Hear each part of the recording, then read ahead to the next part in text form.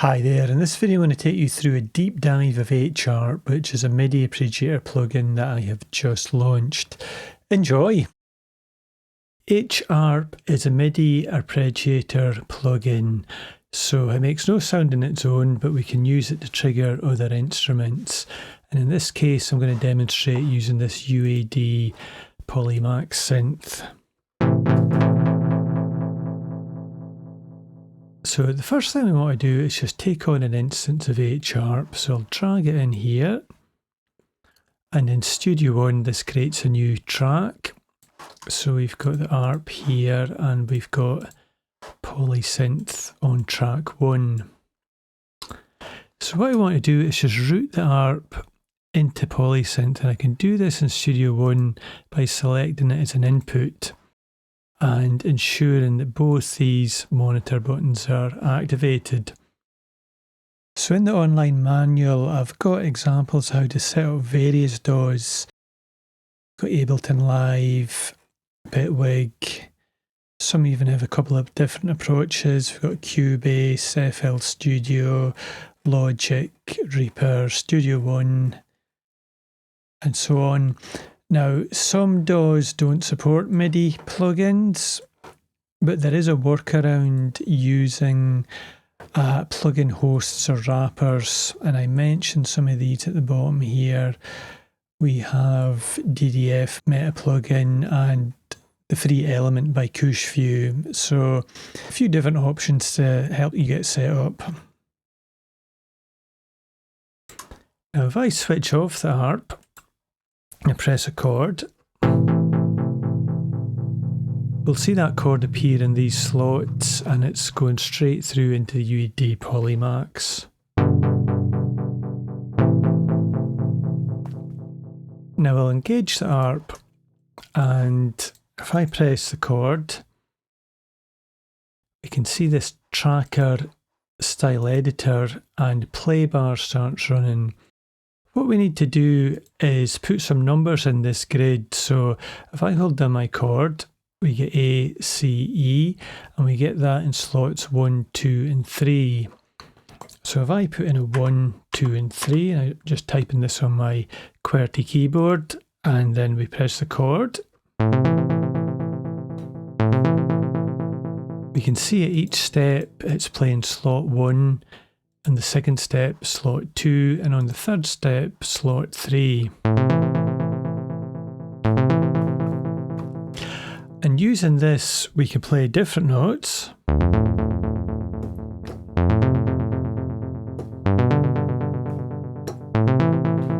And it'll sound out whatever is in these 3 slots. Now what I can do is just flesh out this pattern a little bit. So I could do 1, 2, 3, and keep repeating it like that. And if I press the chord,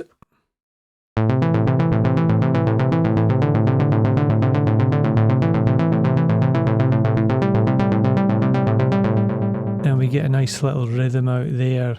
Now what I could have done is, instead of typing 1, 2, 3 each time, what I can do is select these cells and go into this menu, and we've got this duplicate to end, and beside each of these shortcuts here we've got a little letter indicating what we can press. So in this case it's E, so we can either select the option here or directly from the grid we just press E and we get that duplicate to end.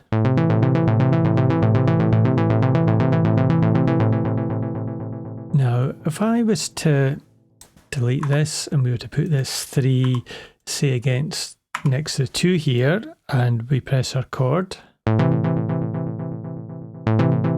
we can see we're getting a 2-note chord on this row because the 2 and the 3 are beside each other.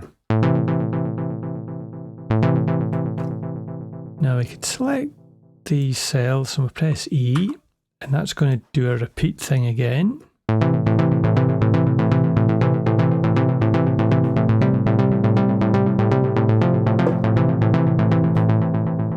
And different notes.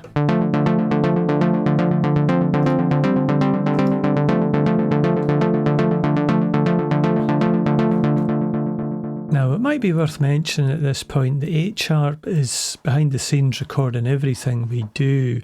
So if I was to close that for a second and use this button here, we can drag straight to the timeline against the Polymax synth.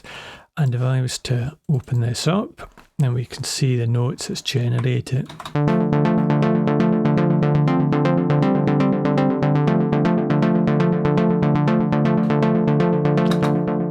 So this is a very quick way of coming up with riffs, and this MIDI export functionality lets us export stuff to the timeline very, very fast.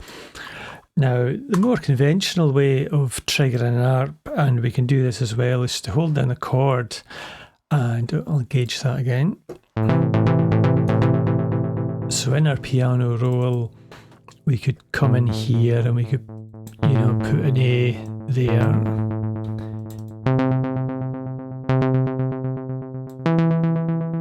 And a C there and an E there, and just expand this out. And I'll loop this.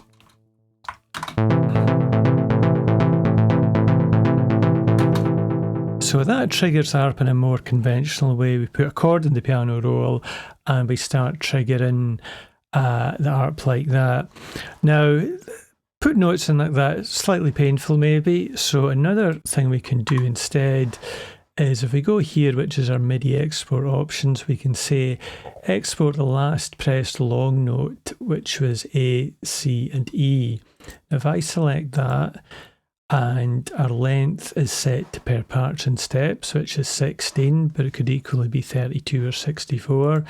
And then we use this same export functionality. Then in this case, we're putting it against the ARP, and you can see it's given us our chord instantly. So I could go, for example, I could do this chord, and then drag that out, and I could do another chord, and then drag that to the timeline. We'll extend our loop. And so this is feeding the ARP just these long notes. I don't think we quite got that first one. Let me try that again. There we go, there's that chord. And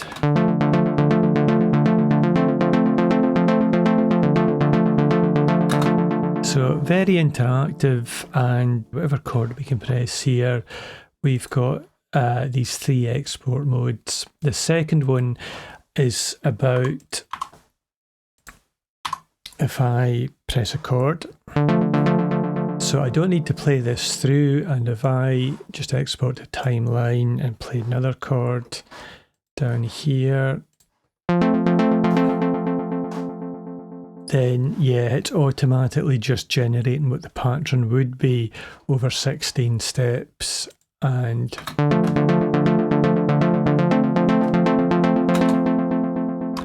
so that's the second mode, and our first mode was just this performance mode. So whatever we decide to play in the ARP here,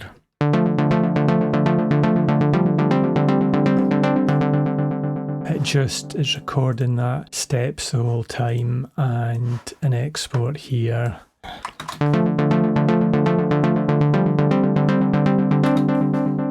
Gives us our little riff there. So let's explore the pattern grid a bit more. So I'll put in another little pattern. So I'll go 1, 1, 2. I'll select that, press the letter E, and we will engage these two. And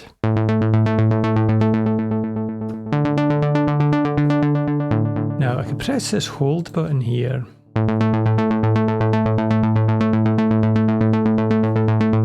And that frees up my hand, so I'm holding two notes, it should automatically play in. If I press hold again, this will bring back the previous notes.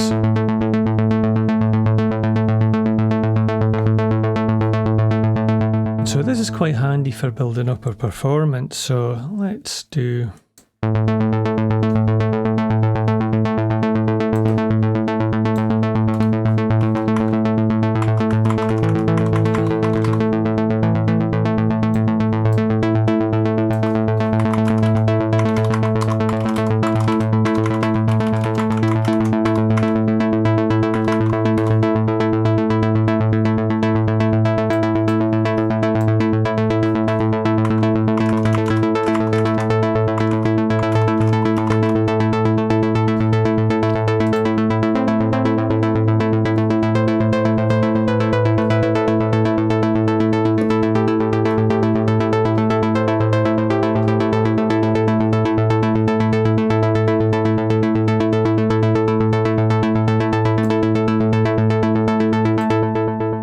see how quickly we built up that pattern, and we could put a little bit of shuffle on that.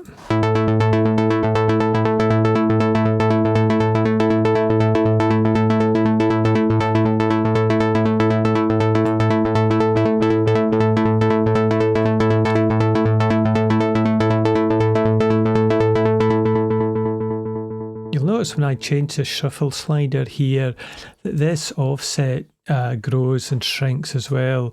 Now this offset simply means it's a start offset, so when it gets to the second step it just delays it slightly, and by delaying each even row then we get this shuffle effect. So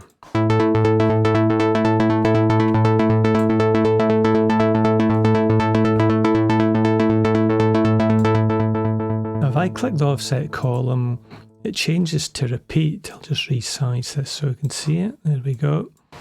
And repeat just repeats the same notes on the step. So if I was to put a 2 in here and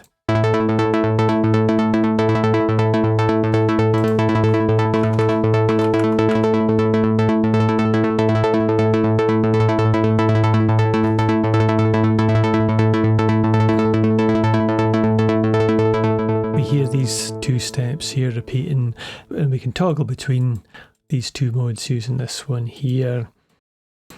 Now let's delve into some of these options here. So I'll clear this pattern by going to this menu and clear, and if we put a 1, 2, 3 in here, and if I press my chord, this note priority is dictating the order that it appears in these slots. If I was to do high to low, it would take me from my highest key down to my lowest.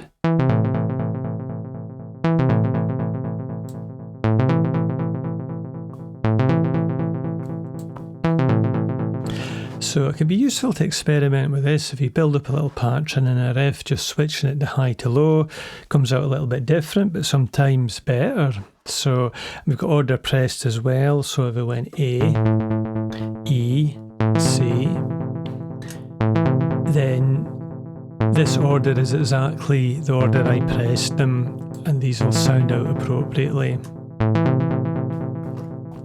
So we'll switch that back to low to high. Now this note not found, we've got play as 1, previously pressed, cycle pressed, and don't play. I'll show you what this is about. So if I was to do 1, 2, 3 and then a 4, 5, 6 here, if I hold down 3 notes, what's happening is that 4, 5 and 6 aren't found because we've got nothing held down yet. So it tries to substitute it. So not found play as 1. It'll take this 4, 5 and 6 and just simply play it as a 1, whatever is in this 1 slot. So previously pressed will do similar, but when we get to 4, it'll fall back to 3. And 5 will fall back to 4, but since we don't have a 4, it won't sound, so we get.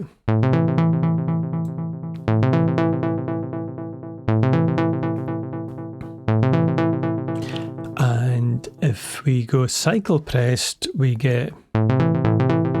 It's kind of just cycling again. If it can't find the notes, it goes back to 1, 2, 3.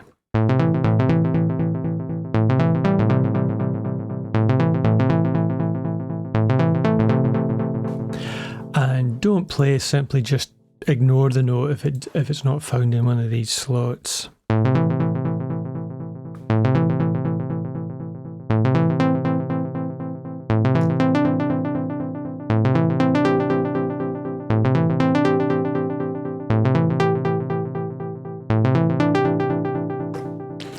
Now, so that's basically a few little algorithms to determine how notes play out. Now what we've got here is this move notes left. So if I press a chord and I switch this off, if I let go 2 notes, then it doesn't move this E to 1, it keeps it where it's at. Whereas if I had this on and I did that,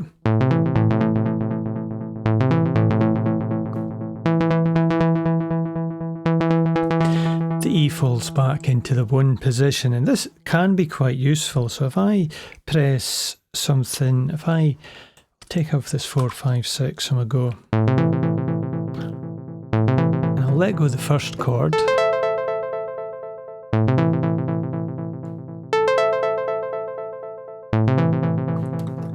So when I let go of that first chord, these 3 shoot back into these slots, but if I have this move notes left off, then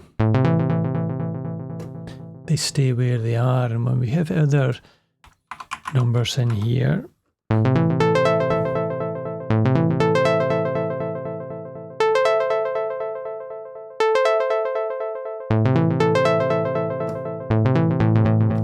it can make a difference to how things play out. So I'll switch that one on again, and we will duplicate this pattern, these cells, and this hold mode is simply about, if I press a chord, my hands are free until I press another one.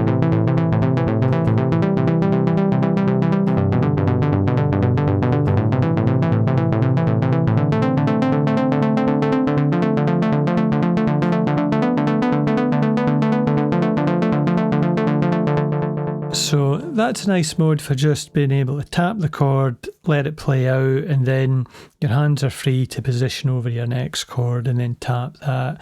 So hold mode is quite useful. If you remember, this is recording the whole time, so 161 steps there, ready to be dragged straight onto the timeline. And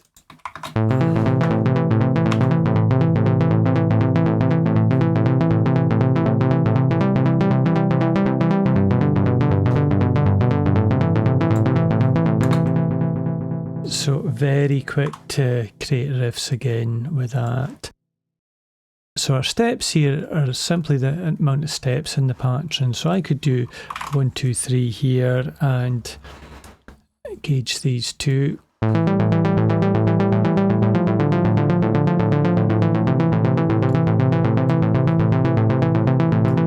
So that'll cycle over 3 steps, and we can increase this.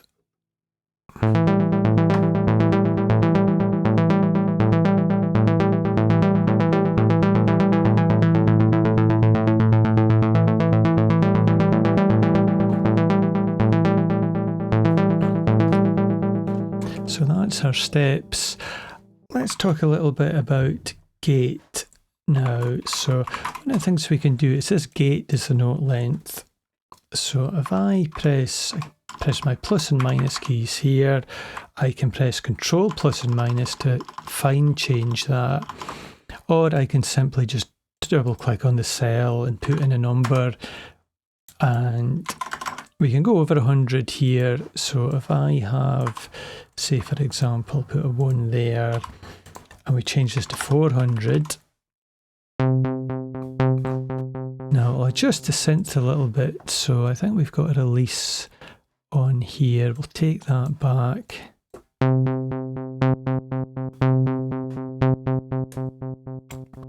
So we can hear that this is sounding out for 4 notes, or 4 steps rather, and this is sounding out for just 1.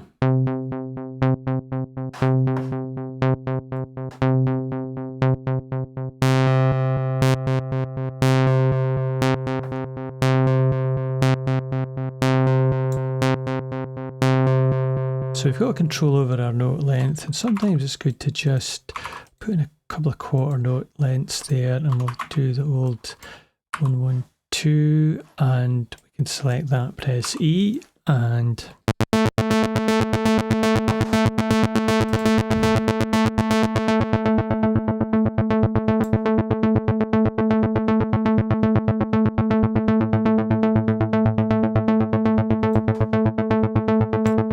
can hear that that's getting chopped up slightly, so quarter note lengths for these 2 and a full note length here.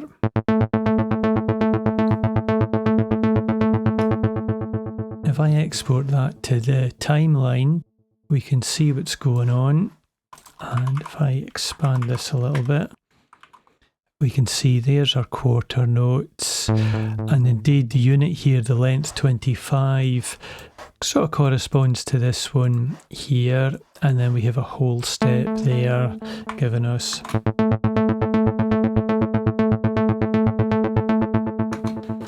Now similarly we can adjust the velocity, so what I'm going to do is just maybe take these two down a bit, and again we can select these and press E, quickly replicate them to the bottom.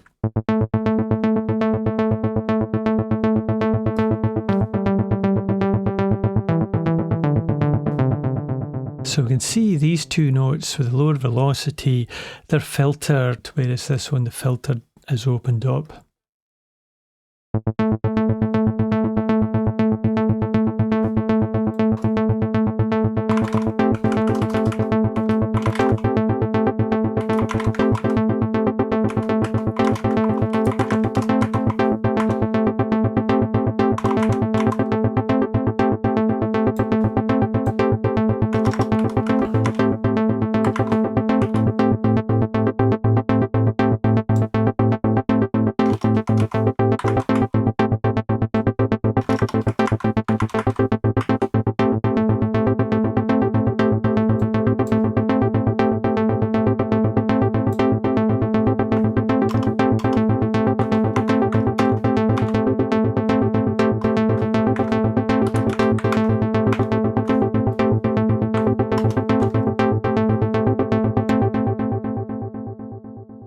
Now you'll notice there that I could change these ones simultaneously and these ones independently.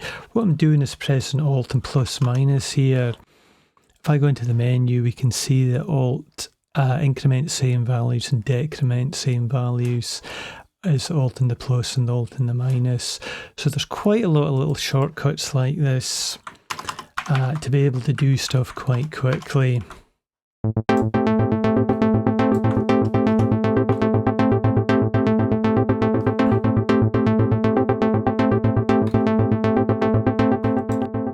What we've also got is value ramp functionality. So if I was to put a 1 in there and a 127 in here, and I've select all these cells here and go into this menu, we've got this option value ramp R.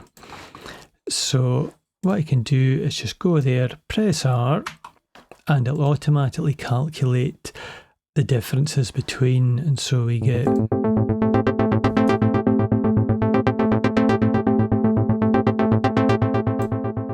so it can often be fun to get a bit creative with this. So I'll try just a ramp there, and I can press E, and that's just duplicated the ramp.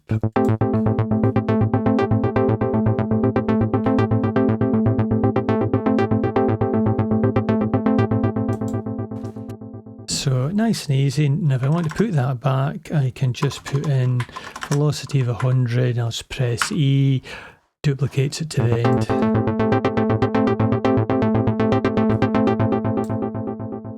Now let me show you what the CC is about. So if we pull up our Polymax synth, now most, or certainly a lot of VST instruments and even hardware instruments have MIDI CCs assigned to their different knobs, and many instruments let you MIDI learn those as well. Now Polymax is using some standard CCs. Now a common one is 74 for the filter.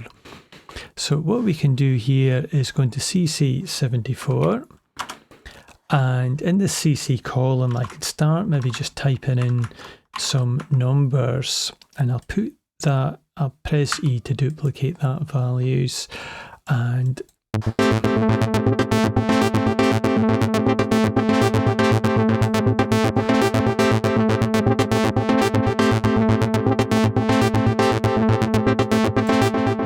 see that filter knob is dancing about now. So what I'll do is maybe just take that down a bit. Let's try 50 there, and a value ramp there, and a duplicate there.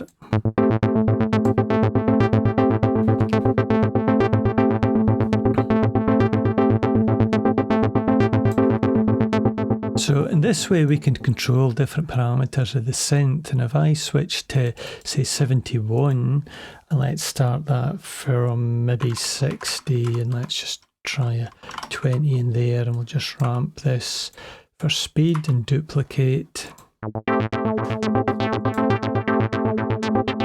We've got both of these dancing about now.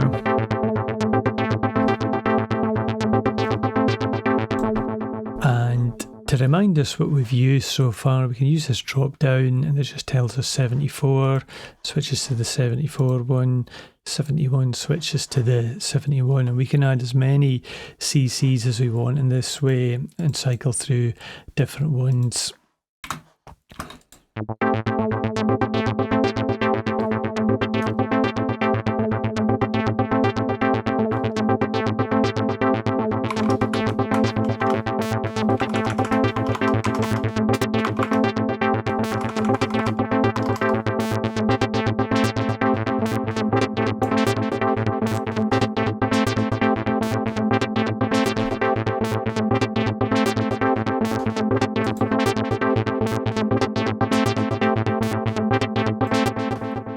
Now, one thing I forgot to mention was this gate reduce. So this is simply behind the scenes, it'll reduce these gates slightly. So if we set these all back to 100, and you'll notice my shuffle is actually causing the gate to reduce as well.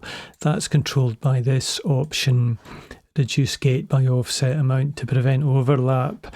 So what it basically means is if it shuffles, it reduces the length to prevent notes overlapping. But we can switch, if we switch that off, those would all jump to 100 and they would overlap slightly in the shuffle. So put that one back on again, we'll take our shuffle off. And this gate reduce is just behind the scenes, it's taking this 100 down, so it's shaving it 10% off. So this would actually be 90, and so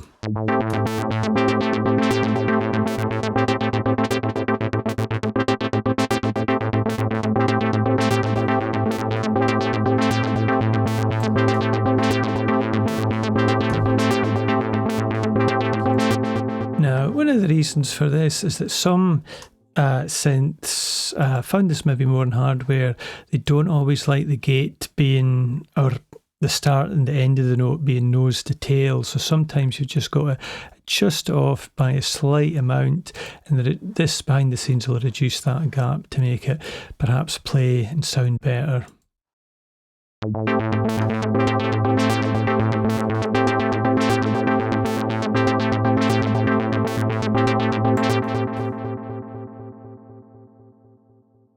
So let me demonstrate how transpose works. What we can do is create a pattern, and I'll go, so we would get, and I'll just duplicate that to end, the E key.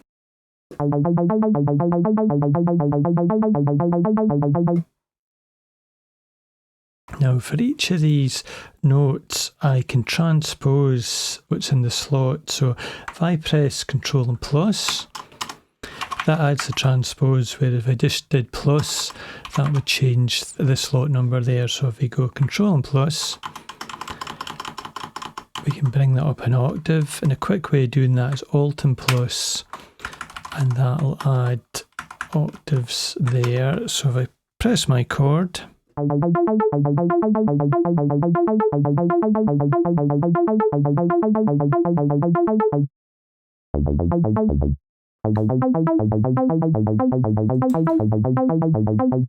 you'll see some notes are transposing, and let's just adjust that one down a bit, say.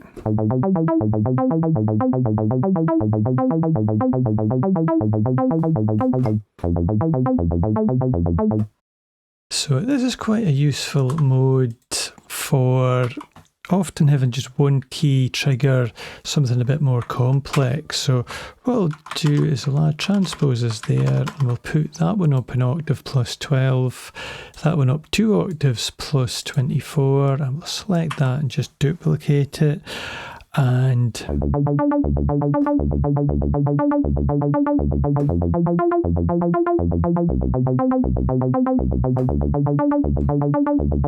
So I'm just pressing one key there, but it's transposing that one slot into different notes to make it a bit more complex. And let's just reload this preset, the echo.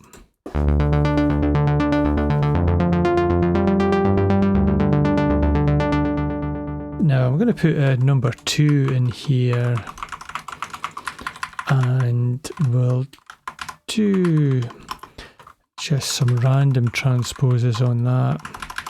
We even put down an octave there, and so we get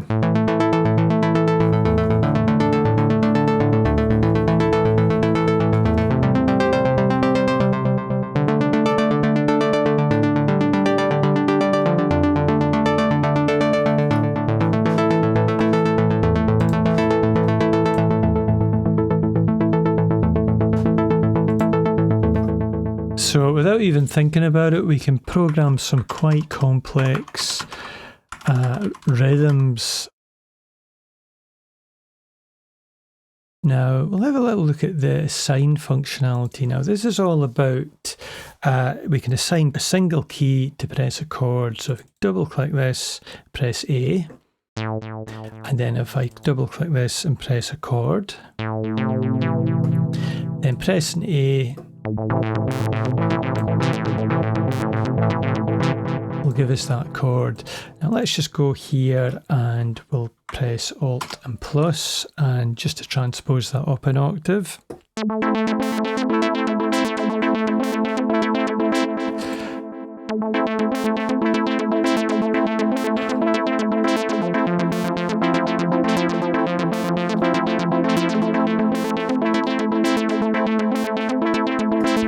So that lets us just very simply assign a chord to notes pressed, but we can also assign a key to change a pattern as well. Now, this would be a good time to delve into patterns. So we've got this pattern here, and let's just maybe simplify this a little bit. We'll take off our filter and we'll take off our CC there. Now what I can do is just copy this pattern, or I'll duplicate it in fact, and that gives us this one, which is the same. Now we'll maybe just thin out some of these steps, and we'll try a chord.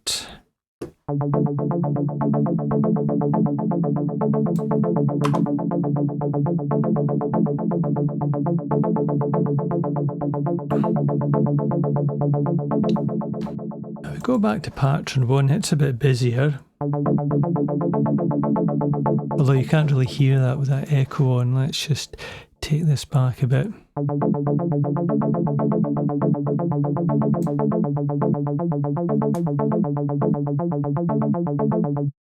And pattern 2, let's just mix this one up a little bit more. So let's just, yeah.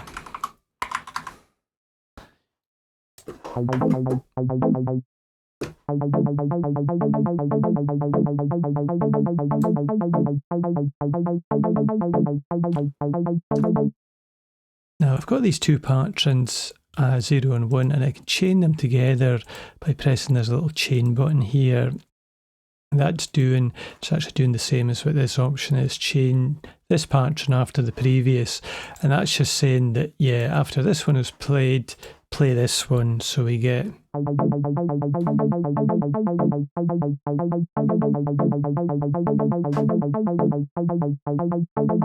So we can chain as many patterns together as we want in this way. If I add another pattern and bring him into the chain, and what I'll do is just put some chords in there and copy and paste them down. Actually, that's hitting the assign note there. Let's press this chord.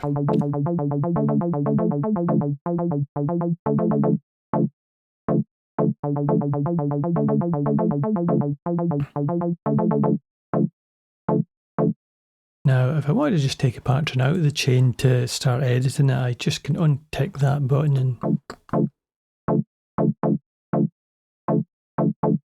and see my gate is 100 here. What I'm actually wanting to do is maybe just legato these notes. So something I can do is select them, go into our menu, and we see we've got this legato length, which is L.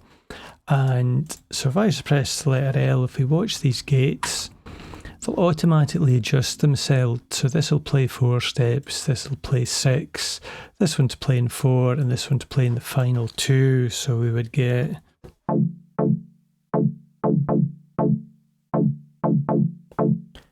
just a little chord sequence there. Let's mess that up a bit.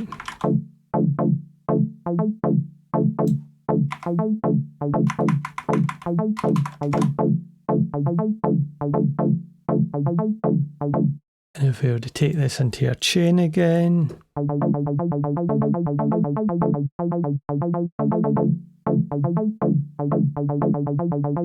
and we could go into this last pattern here and duplicate and chain after, and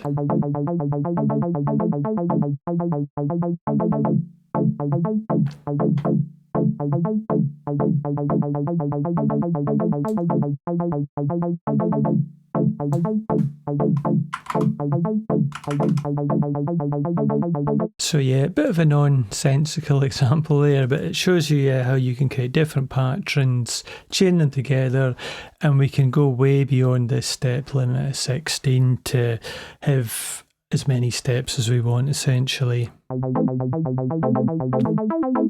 Now, if I take some of these chains off,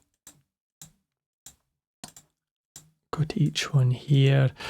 Another option we've got in Assign is I can put in a chord here and I can choose a pattern. So we can have that one there, and I'm going to say assign key C to this one, and I'm just pressing the minus plus buttons here again. I could press the numbers as well to select those ones, and then I'm going to say E there, can select pattern 2. Now if you have no notes in there, these will just simply change the pattern as we press each of them. We'll see that they can cycle through the pattern. If we have notes in here, so I'll push in a chord, we'll go that note there and C, E, G, and I'm just double clicking these to enter. Then yeah, we would get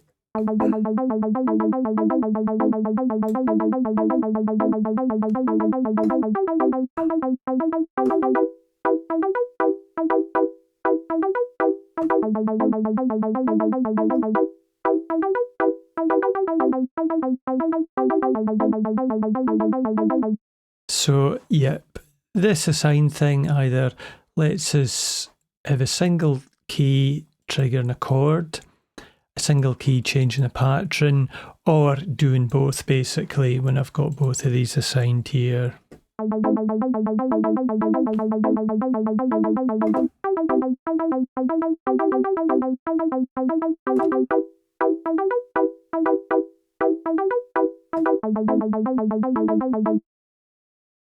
Now, what's sometimes useful is just to use lower notes in the keyboard. So say we'll do C, 0 and E here, and I'll take that out. And so on my left hand here, I can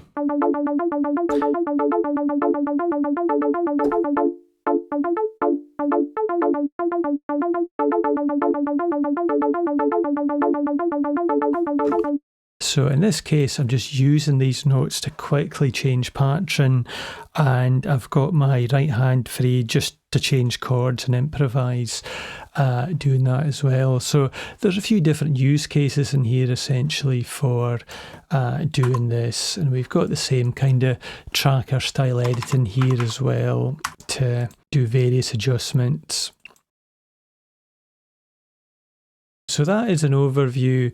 There's probably quite a few more things in here I haven't went through, but we've got two different skins in here as well. So here's a light mode, which looks